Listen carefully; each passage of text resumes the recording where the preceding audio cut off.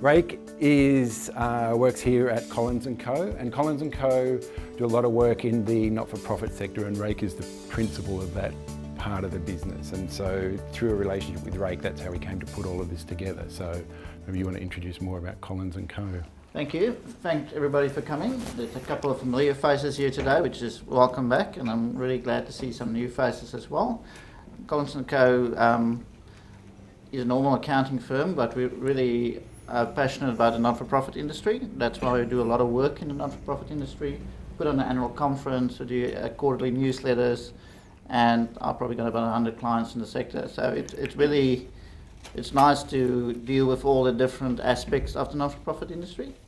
And when Michael approached me to start this lunchtime networking sessions, I thought it was a really good idea because it gives everybody a chance to talk to their peers and to exchange ideas. So we are very pleased to have everybody here. So thank you. I hope you enjoyed the session. Thanks, Michael. Thanks, Rake. Okay, so we're waiting for a couple of people, but I think we can just crack on and they can join us when they do. So the agenda over the next probably 45 minutes or so is just going to be who are we, why is brand important, what is brand clarity, and then what's an archetype and what's the framework that we're actually proposing that organisations can actually think about who they are and communicate from a different perspective to what I think many are at the moment. So Skysdesign, we commenced as part of St Kilda Youth Service back in 2010. We started as an adjunct to a teaching program around graphic design. So the idea was we were set up to find commercial clients for young people studying a Cert 3 in graphic design and provide real project experience to those young people. Okay. In 2014, St Kilda Youth Service was disbanded and merged with Melbourne City Mission, and we were invited to find a new home. So we ended up at St Kilda Community Housing, who took us on because they didn't want to see a social enterprise close, and being local, there was also that connection as well. All of our clients are social purpose organisations. Okay, they're either charities, not-for-profits, or they're for-profit organisations that work in the sector to enhance the sector. Okay, so there might be consulting firms, for example, that specialise in a certain area of not-for-profit governance or capacity building or what have you. So we've chosen very clearly to operate in that space. We've done a couple of jobs for clients outside of the sector, and we won't do it again. More because it wasn't our core skill, you know, and so when we were talking to those clients, it was very clear as the process developed that actually we spoke a different language to them. Our body of knowledge was completely different to what they needed it to be, you know. So I've come from sort of 3 or 4 years consulting back into not-for-profits around governance and social enterprise and feasibility studies and all that. So, you know, the last 7 years of my working career have all been around this sector. So that's part of the reason we've chosen very clearly to stay around here. And it's intrinsic to kind of who we are and our brand and how we identify ourselves as well. So yeah, you won't really see us working with anyone who's not connected to this sector. The reason we put this presentation together was pretty much because we see a lot of organisations, and St Kilda Youth Service was a classic of that, that really didn't have a handle on who they were or how to present themselves and how to put their best foot forward. And because of that, they ended up being wound up. Their programs didn't align with who they thought they were. Their messaging was completely scattered. They didn't have staff in the organisation that supported the creation of that messaging to promote them. So all of those things ultimately led to them being closed purely for financial reasons and having to merge with Melbourne City Mission. But the other reason, and bigger reason, if this will work for me. Since the earliest beginnings, when the first charity was registered in 1813, Australia's not-for-profit industry has grown larger, stronger, and increasingly diverse. Our charities work in many different ways and serve very different missions, but they exist fundamentally for the same reason. Our world needs help. It needs positive progress. It needs change. The ACNC tells us that your Australian charity sector annually fundraises income of about $6.8 billion towards a better world. And which of Australia's 37,000 charities earn most of that $6.8 billion? The pyramids hold the answers. Only one charity raised more than $200 million, World Vision with a stunning $310 million. A further 29 charities fundraised over $25 million. An additional 31 charities raised $15 to $25 million. An extra 42 charities raised $10 to $15 million. 56 more raised $5 to $10 million. 142 raised $1 to $5 million, which makes a total of 301 charities who raised more than $1 million a year. Those inspirational 301 are less than 1% of charities, yet they raise between them more than half of what the entire sector raises. And what was the source of all this benevolence? Well, the Australian Bureau of Statistics tells us that roughly 6% came from trusts and foundations, 10% was raised from businesses, 16% was from sponsorships, 22% came from other fundraising, and the largest amount of raised charity income came from households, which donated 46%. That's a lot of positive energy from donors. So let's explore the trackable gifts that households made to charities with some figures from Pareto fundraising benchmarking. So I'll leave that there. So what you can see, it goes on, and you can Google that, it's on YouTube, it's quite interesting. There are a couple of bits in it that I haven't been able to clarify, such as the actual charity numbers and where they came from. If you have a look at the ACNC register, it actually says there's about 56,000 charities registered at the moment, whereas this one's talking about 37,000, okay? But the reality is, even on those numbers and with those dollars, it's a massive sector and there's a lot of activity, and whether people like it or not, there's a lot of competition in that sector for a dollar. So trying to put your best foot forward and stand out is obviously critical to every organisation's future success. 2 points I want to make. One is, I wouldn't ever suggest that branding and marketing takes over from an organisation unless that's what you're there to do. Okay, so if your organisation is about promoting change or about promoting awareness, obviously that's critical to what you do. But otherwise, it should underpin what your organisation does. Okay, and it certainly shouldn't detract from the income that you make. But also, I would never want to get in a conversation about what percentage should be allocated to admin. Okay, I don't think that's a conversation that anyone should have. I think it's an irrelevant conversation unless, you know, you're spending 70% when in fact you should only be spending 20. But I think too that the model we'll probably walk through in terms of archetypes might actually help mitigate that as a conversation for you as you get sort of better traction for supporters. And I saw a statement recently that said, marketing is an investment in the future. It's a pathway to greater impact. And I can't remember where I saw it, but I think it's actually quite true. The better you are at communicating who you are and your purpose, the more supporters you bring in, the more wedded to you those supporters are, the greater the scope you have for actually having an impact in the area you're choosing to work in. So this is my definition of a brand. Feel free to use it. I've read, and we've probably all seen through trade press, lots of articles about brands in not-for-profits and what have you.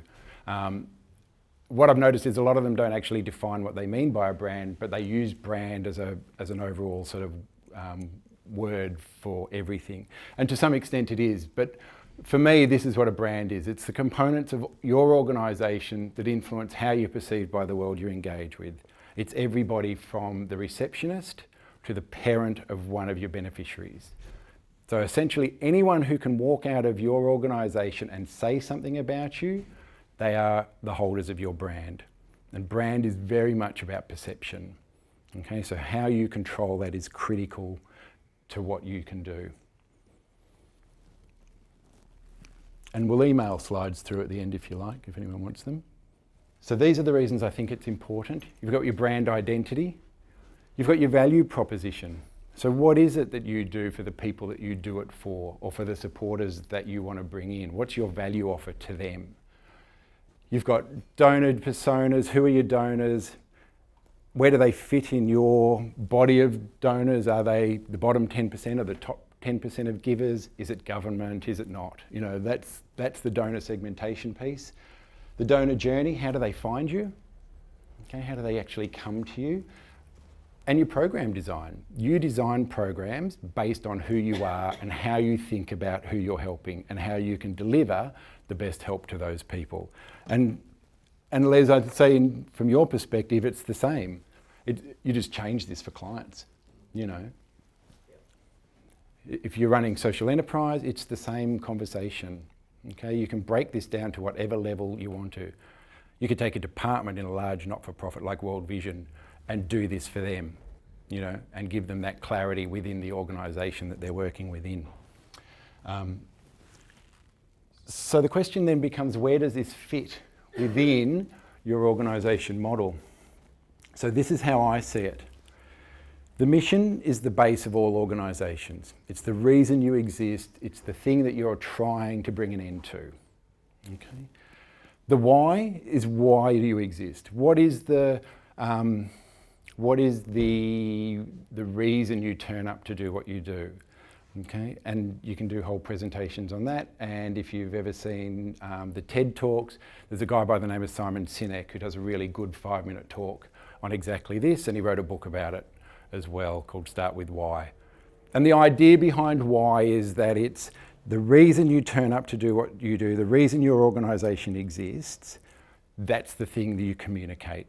Okay, that's, from his perspective, that's the differentiator between you and other organisations. Okay. The who, and this is what we'll talk about as we go on, is this notion of an archetype. So who is your organisation? Okay, we know what your mission is, we know why you do it, but who is about the lens that you go through to promote that, the way that you think about what you do. From there you've got your programs, so that's the what you do. Your beneficiaries, who are you helping? Okay, or what, if you're an environmental organisation, obviously you're helping the planet, or you're helping a small community of frogs somewhere, or whatever the case might be, you have a beneficiary at the end of the day who's the recipient of your services. And at the top of the pyramid, your impact. Okay, it's society. That's where all of the bottom of the pyramid leads to, is actually making a change somewhere. So Natalie, for LV, that might be about actually changing the mix of knowledge around community leadership, for example. Okay, so that's how I see what I've started to call this purpose hierarchy within organisations. And ultimately what we want to talk today is this slice here that influences programs, beneficiaries and impact. So brand clarity, Peter, you'll like this, I thought of you when I did this, is about tribes, okay? Because all marketing really is about trying to find people who are like-minded, who want to share in what we do, who want to get value from being associated with us, and find other people who like us and want to be like us. Okay, that's why Coca-Cola brings Coke and it brings life and fun with its branding, because it's attracting people to that kind of mentality. For not-for-profits, it's about who shares in your cause. Okay, that's the ultimate question, is who shares in your cause and how do you bring them? We'll break that down further, because there's actually people who share that cause who you might not want to be your supporters, okay, and that becomes a conscious decision. How does your tribe find you? So who knows how people find their organisations at the moment? Anyone? Does anyone, who's got a website? Who looks at Google Analytics? A couple of you? Okay. So you know where people are coming from to find you. If you don't have a website, how do people find you? Is it word of mouth? Is it that maybe they saw your annual report somewhere, maybe they saw a publication? Okay, that's the donor journey, or the supporter journey, for want of a better term. Okay, it's understanding how people come to know your organisation, to make that first contact. Now for some, that might be as simple as, oh, I went and bought a database off somebody, it had 5,000 names on it, and now I'm just mailing to it. You know, and that's the way they're thinking about it. And for a lot of new entities, that is exactly what happens. You know, we did it, we didn't buy one, someone gave us one, which was very kind of them, but that's how we got started a few years ago when we really got serious about this social enterprise. Some people have come to these sessions purely off the back of being on that list that we've never met before, you know. So understanding this bit about how they find you is critical to actually then building a database or a client base or a supporter base or donor base of people who want to be connected to you.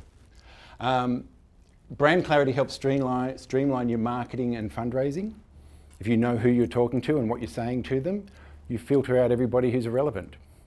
And those people who are caught in that net, who want to align with what you're saying, they will come, okay? Because you're giving them what they want to hear and telling them what they want to hear. All that then starts to build for you a coherent identity. Okay? In the eyes of the people who are watching, eyes and ears, they can see that everything you say lines up behind something pretty clear, pretty critical for where they see the world. Okay. If there's 55,000 charities, and let's take a homelessness sector as an example. Let's say in Melbourne there's, I don't know, let's say there's 1,000 homelessness organisations. How do you differentiate from 1,000 organisations for a pool of people who are interested in homelessness? So one thing might be that, and I've seen this with 2 organisations in the last 6 months. One has what I would call a benevolent approach to homelessness. Okay, their model is around helping people, caring for people, making sure they've got food, making sure they've got access to dental and mental health and medical and all those sorts of services. But their services stop there. The other organisation is actually about capacity building. They'll do all those things, they'll partner with other organisations to provide all those things, but they'll also run programs that help those people learn to use a computer, get their literacy skills up, they'll get their teeth fixed. They'll do all those other things. They'll help them get into some kind of work. So WISE is probably a great example of that. You know, someone comes in, they're probably long-term unemployed, for example. They end up in Clean Force. Clean Force employs them for a while. They get some experience. Suddenly they've got the capacity to go on and get a job in the private market. Suddenly they've got the capacity then to go on and take on private rental. Okay? Suddenly their life is changing because WISE intervened at a certain point and gave them the capacity to change. So therefore in 2 homelessness organisations you've got benevolence and you've got capability and capacity. The marketing around those 2 organisations becomes critically different in how they communicate what they do to anyone who wants to listen.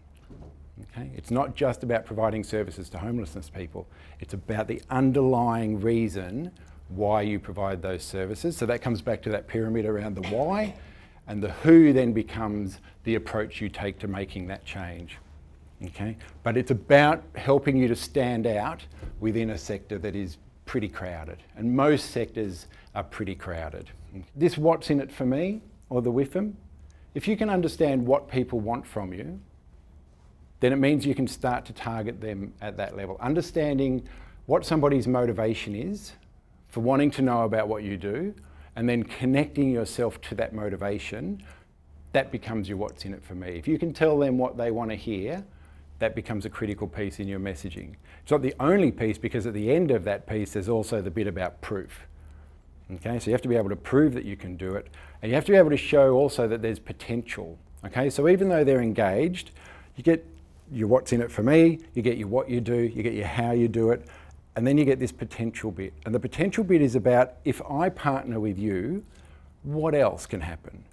If I know today that you're helping in your organisation 100 people, well, if I partner with you and suddenly that becomes 150 people, that's of great potential. You know, that is actually rewarding for me around why I would give you $1. Okay, or why I would give you my time, or why I would give you my business. Okay, it's about the greater potential that comes from being associated with your organisations. Okay. So what are they motivated by? And again, create the messaging that has impact. So you're telling your tribe that you are aligned with them, okay, and you can deliver on their goals. So coherence and differentiation. So we get coherent identity, we get to differentiate from other services, and that notion of, you know, some being benevolent and some being around capacity building. And so the next one should be this brand bank. So the idea behind the brand bank is that all organisations, no matter what they are, have deposits and withdrawals. Okay? Deposits are good messages that come in.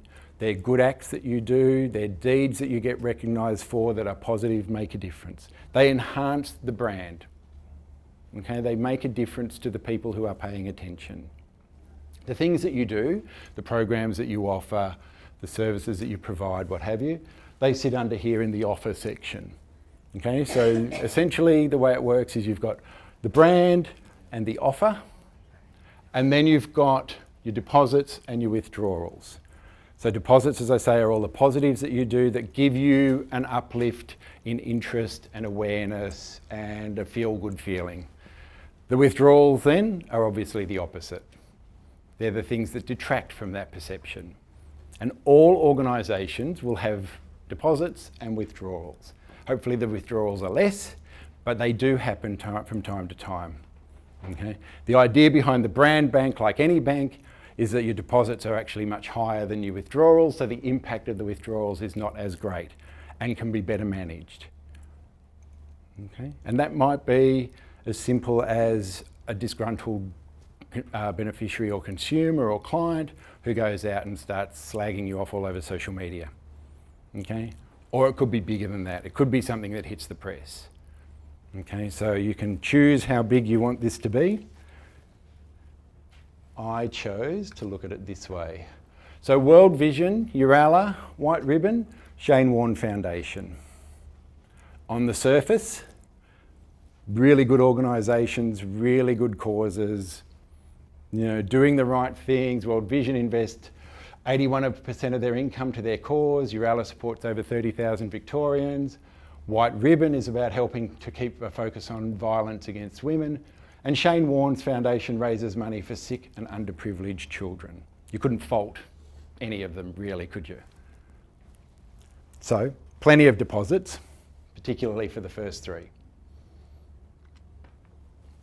But then there's withdrawals. So World Vision gets caught up in allegations of funds being diverted into Palestine to Hezbollah. Okay, so they basically have to shut down the office. Urala gets accused and found out for rape and corruption allegations. White Ribbon splits on direction, and that one was in the paper a couple of weeks ago about the fact that not only are members of the organisation, but also the sector questioning what is their purpose. Are they actually about just brand and brand awareness as White Ribbon, or are they actually about trying to make a difference and build the capacity and awareness around violence? And the Shane Warne Foundation. So, no record of any funds being directed to the purpose. Basically caused to shut down pretty much straight away. The thing here is that on this side, these first three have incredible deposits that help them to withstand these negatives. Even Urala, Urala's CEO resigned over it, after being there for a long time, but he went. The organisation still, though, gets a massive amount of its money from government, okay? So their public perception has been well managed. You don't hear about them in the media that much anymore. World Vision, it's always positive stories for them. I went searching for the results of that case. I can't find anything. I suspect that it's still being investigated, and that's what World Vision did really well. So when that blew up, Tim Costello came straight out and said, "We're having an investigation." And that was it. The media just went quiet on it because their deposits are so high that people know that the investigation will be done well, that they will report back on what's going on, and there's also other people around who will watch this. So you know that what comes out of this is going to be well investigated. White Ribbon, that one's still, the CEO is saying, no, we're doing what we were set up to do, there's no issues here.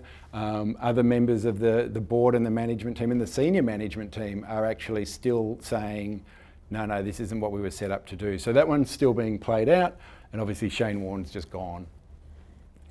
So they don't exist, and they pretty much, I think from memory, it took them about 6 weeks, maybe a little bit longer, from the time that it hit the press to the time they actually closed their doors.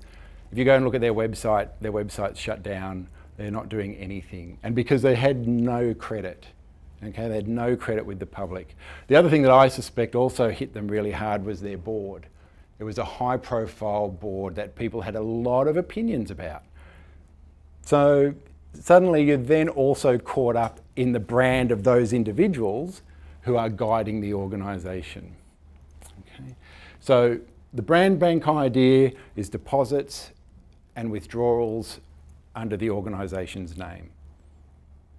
And ideally you're managing to put more and more deposits in, so your brand recognition and your brand awareness is increasing. So really I hope what I've tried to show is that there's a lot of stuff that sits in under brand, okay? And there's a lot of things that you need to be constantly managing around brand beyond just the logo, the identity, the letterhead, the website, all that. It's a much deeper piece of thinking that has to be done, and it has to be done on so many levels. If the organisation, as I said earlier, is really about everybody connected to the organisation, if that's brand, there's a lot of resource and a lot of time and energy that has to be put into making sure that that is really well controlled and really well understood. And Pete, you would have an experience of that from on the line, having managed that brand. Yeah. Absolutely. I mean, all those touch points in an organisation are effectively responsible for delivering the brand perception. Yeah. Yeah. So the model that we've been looking at and thinking about is this notion of archetypes. So archetypes were originally conceived by Carl Jung, and he identified pretty much that all people have a core personality type, that they are motivated by a core view of the world or a core belief or a core desire, and that's individual to them. So he identified 12 archetypes, okay, that all people fit into. Marketers then took that and applied that to organisations and branding, and started to look at how identifying an organisation as a brand starts to allow you to tap into symbolism that connects with people at a conscious and an unconscious level. Okay, so if you think of any of the advertising that you've seen and that you like, why does it connect with you? It tends to reinforce something about either who you think you are, or who you'd like to think you are, or where you'd like to be. You know, so car ads are a great example. You know, if you're into fast cars, you're going to be interested in the ads that are about fast red cars with lots of technology in them. You know, if you're into family cars, or if you've got a family, or Nat, like you, if you're starting to have a family, there's probably more emphasis around safe cars, you know, and roomy cars. You know, if you've got one child, you're about to have two, you're going to be interested in ads that draw you into 7-seaters. You know, it's going to be around where you think your life is going to be, who you're starting to think about yourself as. Nike Classic, Nike are, you know, all about leading, all about being a champion, all about getting ahead. Okay, so branding and this notion of archetypes is about really tapping into who, as an organisation, you want to be perceived as, and I mean who very, very clearly, and so that people can then align that back to them. Okay, so there's 12 archetypes. Okay, so I've tried to find an organisation or an individual that I think aligns with the actual archetype. Okay, some of my biases are going to show, but also you'll see, I think, that that some of these are from your own perspective. Someone I see in one archetype might be perceived by somebody else as something different. Okay, so that comes back to that notion of building a tribe. If I'm going to sit in and market myself as one archetype, I'm being very deliberate about who I'm trying to bring in and how those people think about the world. Okay. So the hero. So I chose the Human Rights Commission mainly because they've been against the government for so long lately. But they operate through making difficult decisions that are focused on improving the world they operate in. They see their role really as trying to make a difference for the better. Okay? Now some people, as I say, might look at them and think, they're not in there, they're not my hero. They're doing all the things I'm opposed to. Okay? But for me, this is where they sit. They see the world through a particular lens, and they're trying to force things to go down that path and to hold to their view of how the world should be. Okay, so their goal is around mastery in a way that improves the world, but they have a fear of weakness and vulnerability and wimping out, so not standing up for what they believe in. Okay. And you'll see with all of the archetypes that we work through, we've got their core desire, a goal, a fear, a strategy, a gift, and then the trap. Because sometimes if they get too far down the path of living in an archetype, they can become kind of the epitome of that thing, you know, or the antithesis of that thing. Yeah. So that's the hero. So they're about changing the world for the way they want to change it. The outlaw, on the other hand, is around breaking the models. Okay, they don't see the world in the same way of the hero. They see a world, and they see how they want the world to be, but it's in opposition to the way the world is. Okay, so the reason I chose Tony for this is because when he was opposition leader, he was incredibly good at being an opposition leader. Okay, he could quite easily operate from this archetype and be opposed to the world as it was. Okay, and he does that incredibly well. When he stepped into being Prime Minister, those on the right saw him as the hero. He held their views tight. Okay, everything he communicated aligned with their views, but for a lot of other people, they didn't gel. Okay, so they didn't see him. They saw him in some other frame other than the hero, other than the holder of their values. Okay, so that's why I chose him. Okay, and you know, he does fit it. He's got a fear of being powerless, trivialised or inconsequential. Same as Kevin Rudd, to use, you know, the other side's kind of equal. You know, neither of them wanted to be irrelevant. That was their biggest fear.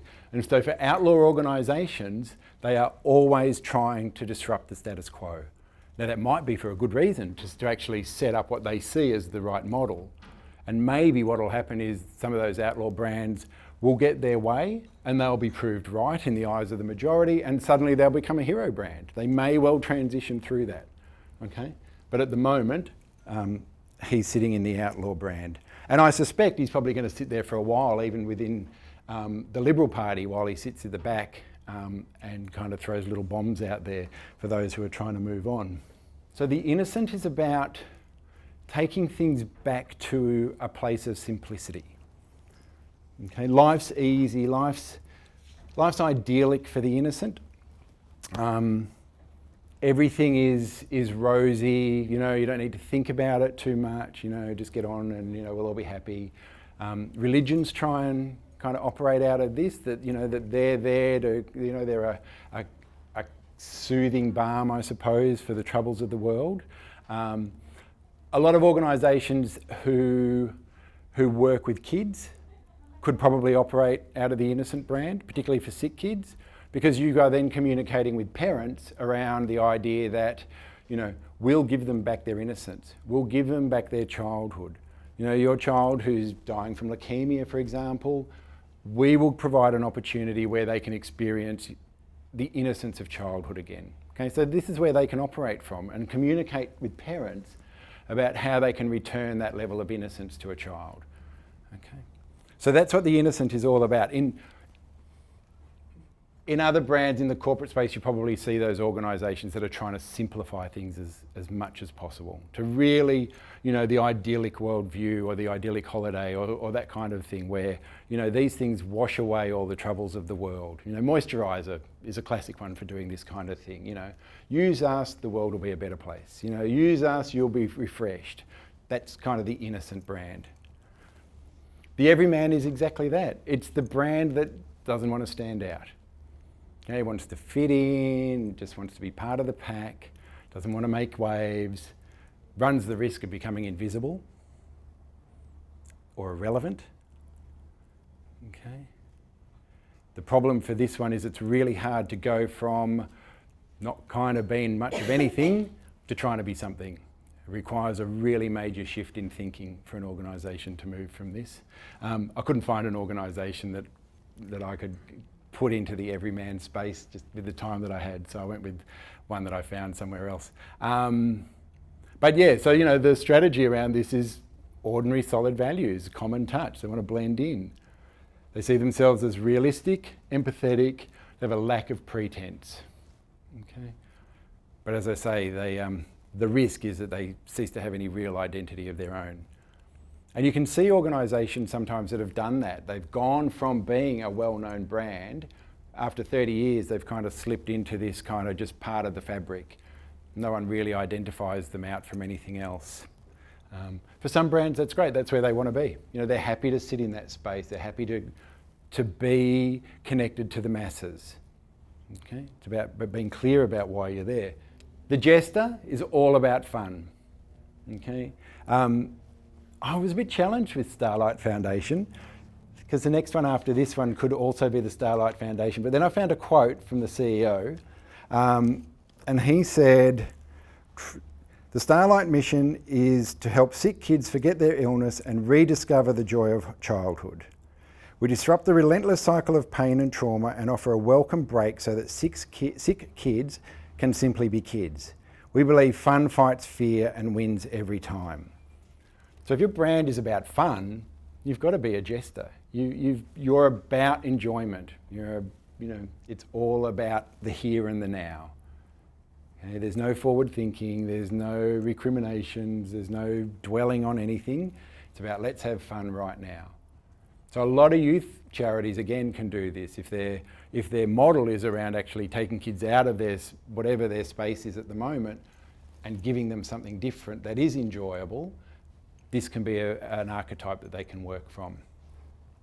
They can also work from the next one, which is the Magician. So the Magician is all about understanding how the world works and trying to make dreams come true. Okay, their goal is to say make dreams come true. They have a fear of unanticipated or negative consequences. And so they like to make sure that they can control what's going to happen. I chose Camp Quality for this one because, again, a quote from their CEO said that at Camp Quality, we believe in the glass being half full rather than half empty. We also believe that we have the ability to make the glass full. Okay? So for me, that really meant that they know how to influence the world. Okay? They know how, if you come and work with them, they'll give you the positives that you're looking for. Oh yes, okay, so the ruler. There could be a lot of organisations that you could place in a ruler category. They're typically those that sit at the top of the chain of your sector.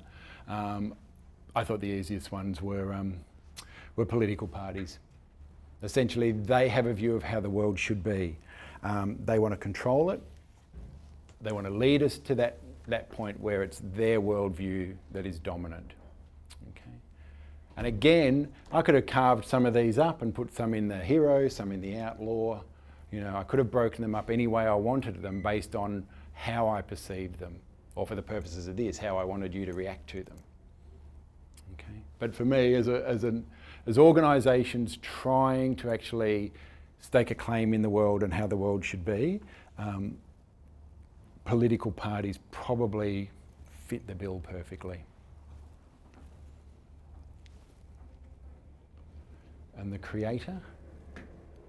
So the creator is really about creating something of enduring value. They see that it's their imagination and their creativity that creates possibilities. And for an organisation like Engineers Without Borders, that ability to go internationally into lots of different communities and have an impact really made me think that this is probably a space that they can operate from. Okay.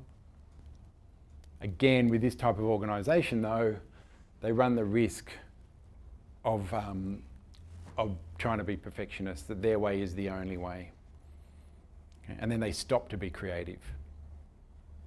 Okay. If they stop to have that flexibility that sort of helped them to get to where they are, and they start to stagnate around that, then they start to lose that sense of the archetype.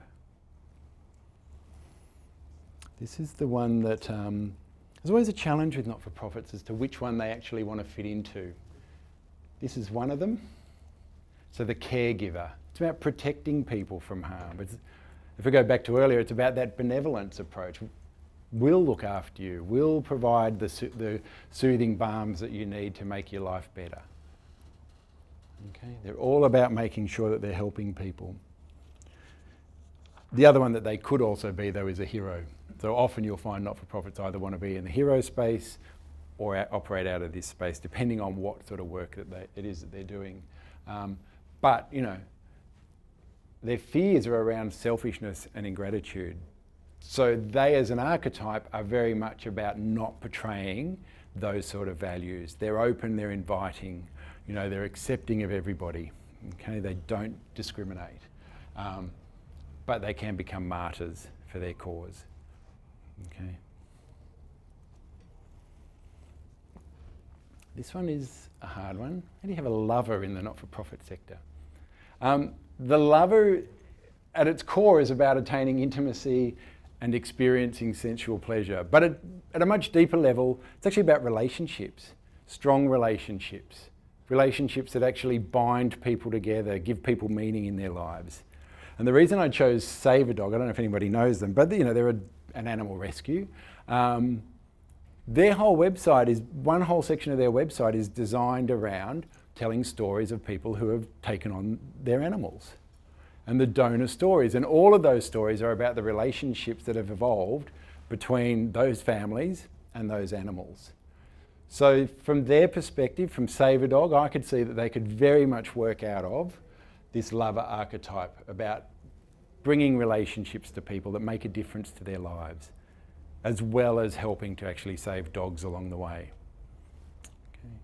But this one can be a little bit trickier if you're sitting in a not-for-profit space. But you can operate out of here, this from the gift of passion, gratitude, appreciation and commitment, depending on where you're at and who you're communicating with. But yeah, I think for animal rescue, for animal donation, and even for children as well, can operate out of this lover space. A lot of the adoption agencies could definitely operate from here and talk about the value of taking on a young person and the richness and the difference that that's going to make to somebody's life and the relationships that will come from that. So that's where the lover brand is very much. On the surface, you assume that it's going to be about just connectedness and personal relationships and sensuality and intimacy, but on a deeper level it's actually much more than that. The Explorer brand, or the archetype, sorry, is about finding out who you are by exploring the world with them. So Inspired Adventures, what they do is they run tours and solo trips for people that they put together, and the funds raised go to a charity of that person's choice. Or a charity might go to them and say, we want to organise a tour to Tibet and we want to get 50 people to go to it. And so they will package that up for you, and then a portion of all of those fees then go into the charity that's been nominated. Okay, so Inspired Adventures sit in this space because what they're really doing is helping people to express themselves through travel, to learn more through experiencing the world, but connecting back to that charity at the same time. Voluntourism sits in this space as well. Anyone connected to voluntourism could operate out of this archetype as well, because you'd be promoting the impact that such an event could have on an individual's life, on how somebody perceives themselves, on the difference it could make to them as they grow and evolve through the experience of actually connecting with a community in a third world where you've gone and dug wells or what have you. Okay, so this Explorer brand sits really nicely in that space of people who are trying to kind of go out and experience the world. And this is the 12th one. This is the Sage. The Sage is all about the discovery of truth. Sage brands use intelligence and analysis to understand the world. And I chose the Grattan Institute for this one, basically because, again, their mission statement was pretty clear. The Grattan Institute is dedicated to developing high-quality public policy for Australia's future. It was formed in 2008 in response to a widespread view in government and business that Australia needed a non-partisan think tank providing independent, rigorous and practical solutions to some of the country's most pressing problems. So they are all about the giving of knowledge and the research of issues that are affecting society. Okay. And the three words that really define them are rigorous, independent and practical.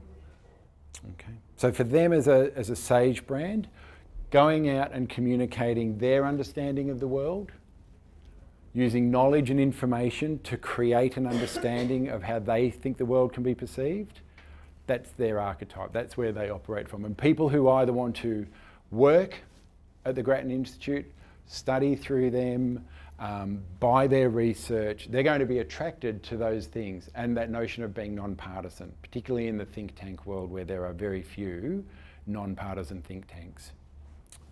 Okay. So there's 12 archetypes. I know I've sort of gone across them fairly quickly, and that's partly because you can only get a high level view, and as you really need to start drilling into your own organisation, understand where its history was, why was it formed, what's it done over the years to kind of stick to that original belief. Those sorts of things start to kind of pull out the archetype that your organisation is. And then it's about deciding which way do you want to go. Is that the archetype that you should still be within? Does that actually fit the model that you are today? Or do you need to actually recreate something? And for Skysdesign, I mean, we see ourselves very much in this space, in this sage space. It's part of the reason why we put these presentations together and worked with Rake to bring all this together, because we saw that we had access to people, we had access to knowledge and experience that wasn't really getting out into a broad forum.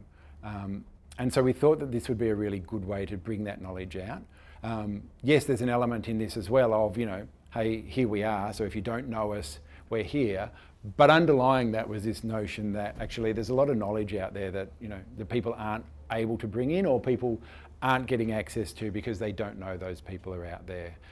And so, you know, we see ourselves very much in this space. When we split from St Kilda Youth Service and sat down and redid all of our value proposition and everything else, we went through this process and worked out, okay, well, what is the difference that we make? What is the value that we bring?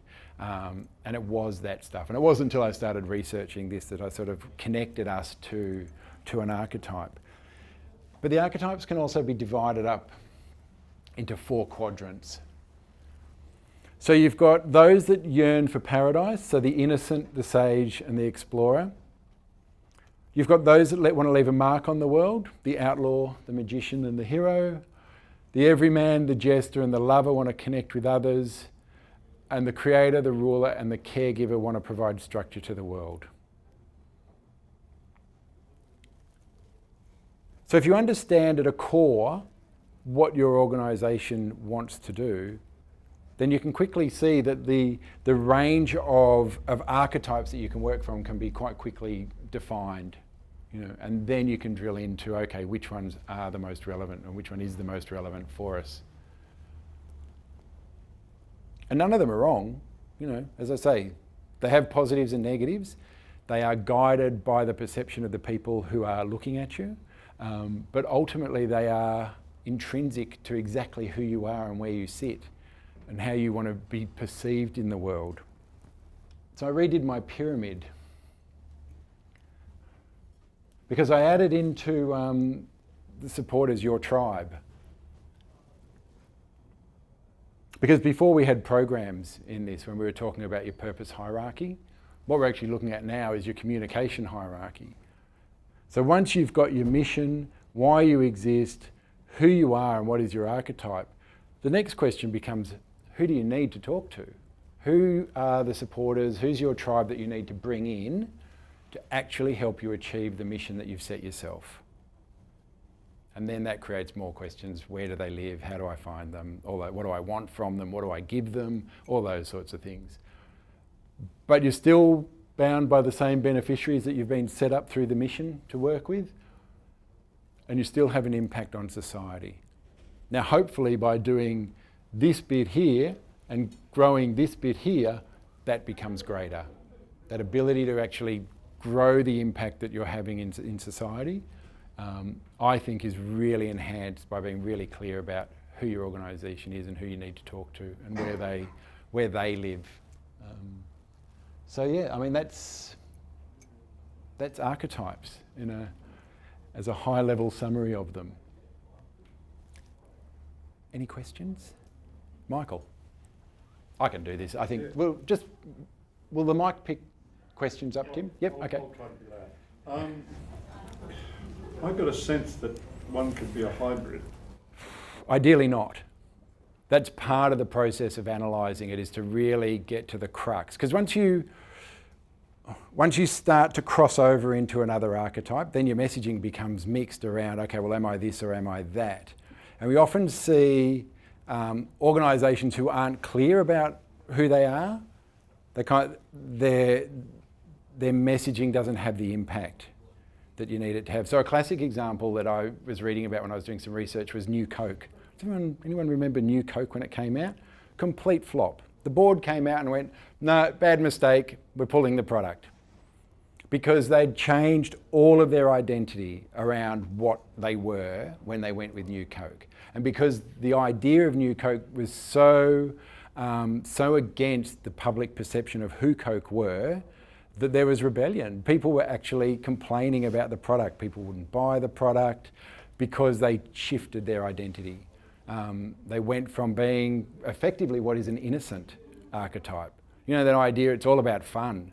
You know, drink Coke, you'll roll down the hill in the big plastic ball, you'll go water skiing, you'll do all those things that are immediate and fun and now. And if you suddenly change that messaging, people don't recognise you anymore. So yeah, so you know, you have to be critically clear about who your archetype is and then work from that. If you want to change it, then you need to be strategic about, okay, what's the one we're going to, why are we going there, what do we need to do to get us into that point. But yeah, you don't want to be kind of trying to blend too, because then you'll miss the opportunity and people won't be clear about who you are. Supplementary question to that. That's, I forget now, well, there were 12, weren't there? You know, could there be 14 or 15? Well, not according to Jung. According to Jung, there's only 12. Yeah. Who knows? Maybe there's psychologists out there who are kind of breaking them down even further. I mean, this is the world of consulting, Michael. So, you know, people kind of go, there's a model, I'll rename it and I'll reshape it and I'll call it something else and off we go.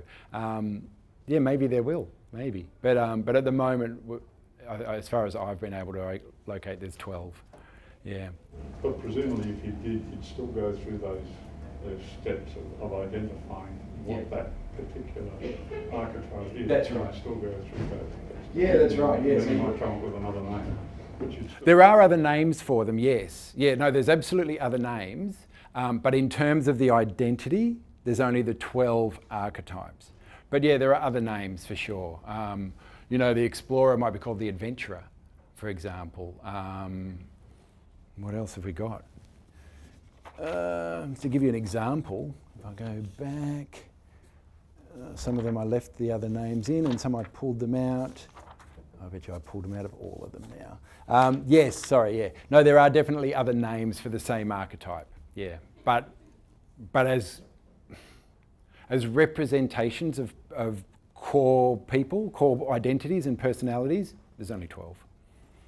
Yeah. Michael? Yeah. You were talking about looking for your tribe and your supporters. Would you say that they then came from each of those quadrants? So if you were in the Yearn for Paradise, that's really the quadrant that your supporters are in. Yeah. Can you tap into others, or is it just not going to be a connect because of the message you're sending? No, you're getting those people because all of your messaging is coming out of whichever archetype you're working from. So for example, if I wanted to sit in the outlaw and my whole messaging was around, I'm a disruptor, I'm going to break the system to create a new system, anyone who likes the status quo is not going to come near me. You know, they want to know who the hero is. That's where they're going to go. Yeah, so that's what I mean about your messaging having to be really clear about who you're connecting with and who you see yourself as, because people will work with you based on your values and your ethics. You know, at the end of the day, let me just see. Okay, at the end of the day, your brand only offers so much. Okay, so as purchasers of the brand and of the offer, this is pretty much what we're buying into. If there's 20 organisations doing this, there's no real differentiation. You know, as a creative agency, we do what every other agency does. You know, we websites, annual reports, animation, video, we do all of that sort of stuff. But so do 20 people within a kilometre radius of me, more. But because we've gone down this path of actually saying we're operating out of this archetype of a sage. That's our differentiator. Because what we then won't do is we won't turn up to a meeting and charge you for the first hour. Okay, we'll go to that meeting for free, whereas other organisations, other agencies, they actually will charge you for that. So we start to see that we differentiate around that. We'll give time to a conversation. I've got a client at the moment who we finished the job 6 months ago. He's been having all these IT issues with getting the website we built for him up because of some other people.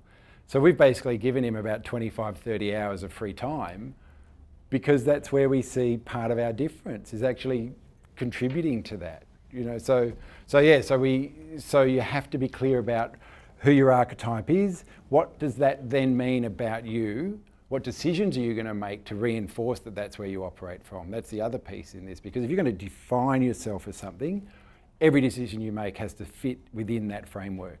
If you step out of it, someone who sees that is going to actually then look at it and go, hang on, that doesn't gel with who I understand this organisation to be. So ideally what you'll end up doing is only attracting people who see themselves in that same light as you. And that's when we come back to that notion of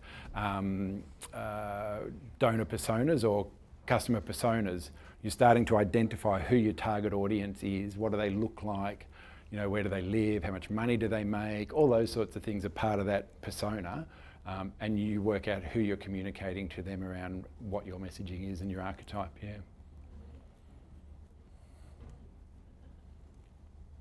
Any other questions?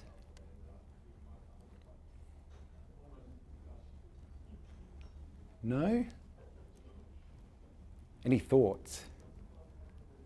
Yeah. Yeah, it was almost a rhetorical question. How many organisations actually know their fit? And if they don't, are they targeting an incorrect audience? In terms of a not-for-profit scenario, are you targeting the wrong kind of donor? You're targeting the wrong kind of supporter. Yeah, I think so. Yeah. So to answer the second question, first, the answer I think is yes. And I think for those organisations that aren't really clear about who they are and what they're offering, they've got a very broad net approach. They just it's like the old fisherman, they just go, whew, and out you go. And whoever you catch and bring back in, they're a supporter. I used to have a job and we used to talk about the fog a mirror test, where a client was basically anyone who could fog a mirror. Didn't matter whether they were aligned in any way. If they could breathe and pay a bill, they were a client. That's what happens when you don't have clarity around who it is and who you need to talk to. Yeah, you'll take anybody. And the bigger problem is, particularly from a not-for-profit perspective, is that we want long-term embedded supporters. We don't want people who give us $1,000 one year and then we don't see them for 5 years.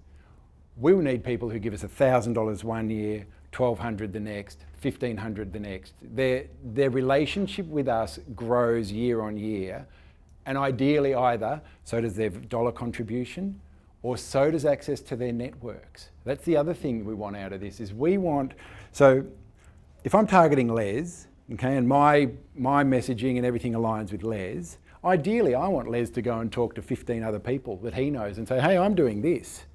I reckon you'd be really interested in this. Because Les knows that it aligns with him, therefore there must be some alignment with some of his friends. And he's getting a value out of being connected to us. So yes, if you don't have clarity around it, you can get everybody, and everybody looks great. That's the other thing, everybody looks great. Lots of organisations out there don't know who their donors are, or they don't have clarity around, they might have 500 and those 500 might give them $20,000. And they might know that, Rob gives me 3,000 and Peter gives me 2,000 and Claire gives me a 500 and, we know that. But we don't know why they give the money. We don't know what it is about us that is attractive to them to give us money. And therefore we don't know how to actually go and ask for more money. Coming back to that idea around the what's in it for me, doctors and lawyers are great. They're so competitive. If you can offer them something that they can then go and brag about on the golf course, you've got them in the bag. If you can give them a one-off experience that maybe costs them $20,000, if they can go back and tell their mates, hey, I did this, you know, they'll be happy with that. Certain people love bragging rights. It's about then understanding what is someone's motivation to get involved with your charity or your business or what have you. You know, that's fundamentally what this is about, is actually being crystal clear about who you are so those people out there in the universe can identify with you and make a choice to come to you. Makes your marketing easier. If everything is coherent and streamlined so that you're actually filtering out those people who don't fit your model, your life's easier. And I would suggest then that your return on investment for your marketing spend is also higher. Yeah, Melinda. You can apply this to your volunteers as well. Totally. So that you have to be careful when you're Volunteers talking and about staff. your branding, that they're giving their time for what they think you do. Exactly. Yeah. Yeah, that's right. Yeah. Actually, that's a really good point when you said about staff. You'll attract the right sort of people to your organisation in all its forms, whether they're supporters, whether they're the right sort of staff that are aligned to the values of the organisation. Yep, that's right. Yeah. Just going on from that point, though, just I think what you said before, I know that I won't talk about my organisation, but I'll talk about some broader community health is a great example, because I think community health is now moving much more into that health market, medical, dental, and I think when you talk about their staff and their volunteers, some people join those types of organisations because of the community aspect, but now they've moved. So, Michael, I guess my question is, as a brand and as a archetype, I guess you'd have to move your archetype as your brand changes. No, just move your supporters. Just move Move your volunteers. I mean, if they don't fit the model, Right, yep. I mean, if you think about it logically, if your organisation is doing one thing today and a new CEO comes in and the new CEO says, well, actually, that's really great, but I see the future over here, so we need to start moving over there, staff will self-select. Or you will select staff that do or don't go with you in that transition. Volunteers have to be treated the same way. If they don't fit, it sounds really harsh, but if they don't fit what you're trying to achieve, then they're a burden to you. They're sucking up time, they're sucking up management resources. They're actually, for some, they're quite destructive to the organisation because they're holding you back here because they've not bought into being over here. So it's the same thing. So you have to kind of be clear about this is the direction we're going in. If you don't buy into that, you can't come with us. You know, we'll close the doors on the bus behind you and off we go. But yeah. But that's the outlaw to hero transition. So It's any yeah. transition, any That transition. particular one. Tony should have gone. Yeah, that's right. Exactly. Yeah. Hero. Exactly right. Just Yeah. couldn't do it. Yeah. But yeah, no, but it sounds brutal, but I think that's the reality. And if you look at, you know, I mean, corporates and big not-for-profits that do restructures, that's the decision they make when they do that. They look at it and go, this is what we need to do. We have to accept that people aren't going to come with us. And I think I always get into trouble. I don't get into trouble at these things, but I've always come across a bit blunter than I should be. I think organisations in the not-for-profit sector particularly are too concerned about consensus. We're too concerned about making sure everybody's on board and everybody's been heard and everyone's been consulted. And we've spent 6 months doing that work when actually we could have made the transition in 3 months. You know, and those people who wanted to come with us would have come with us. And those people haven't can go off and bitch. You know, I mean, that's kind of the reality of it to some extent. And I know it does sound harsh, but at the end of the day, the goal is the growth and stability and capacity building of the organisation, not managing the attitudes of the people who give their time, which is, you know, valuable and welcome. But if it's holding organisations back, then it really needs to be put in context. Yeah, David. Yeah, I guess going on from that, if you were thinking about changing your archetype, how would you go about starting the conversation within your organisation? Change your CEO. That sort of change comes from the top. It doesn't necessarily come from the bottom. If it comes from the bottom, it's because, you know, consensus or consultation has happened, and those people in the organisation are identified that they've actually shifted from the original purpose. So then it's a decision about, well, do we go back to the original purpose and operate from what that is, or are we actually necessarily having to go to this position and work from there? And sometimes that requires a new CEO because the old CEO is too invested in the past, or the staff have too much of a relationship with that old CEO that they actually can't make those changes easily. Whereas a new one can come in and go, well, I'm fresh, you don't know me, this is what we're doing, and off we go. And there's no consensus, this is how I see where we need to be. And I know stories of a few organisations that have done that. And for some it's worked out actually really well. The new CEO's had a very clear vision. She's consulted along the way, but not at the beginning. And so people have sort of gone, yeah, well, I'm off this bus. And she's been able to bring in new people who have aligned with the vision of where she sees the organisation. So, yeah. So it sounded flippant, but in some ways you have to change the top to make those changes realistic. Sorry, Karen. I was going to say that sounds like the ABC at the moment. Yes, it does, doesn't it? Yes. Yep. Anyone else? Got an opinion, a question? Want a sandwich? Some fruit? No? We have access to an online archetype quiz. So what I will do, I've got a sheet somewhere. If you just want to if you're interested, just give me your name and email and I will send out a copy of the quiz that you can just fill in and send back to us, and then we'll upload it and send you back a response if anyone's interested. If you want to do it with more people in your organisation, feel free, but just send us back all of the responses and then we'll consolidate it and then send you back a consolidated response. Send us the slides as well. Of course, it'll take me 4 days. Only 4 this time, sorry. Last presentation we did, Michael asked me for the slides. I think it did take me about a week to get them back to you, so I'll be quicker at it this time. So if there's nothing, yeah. So just if you wouldn't mind, so if you share by default or by purpose the same archetype as someone else, yep, as a competitor, then how do you differentiate in the offer? Well, it's your personality then, isn't it? It becomes your personality. So the archetype is kind of the framework, yeah, but it's about you. That's what you then start communicating about. Because your attitude to the archetype is going to be different. The way you think about your role within that archetype is going to be different to the bloke down the road. So that's where personality comes into it. So you're still going to be clear in the archetype, but this is about people. So at the end of the day, people buy people.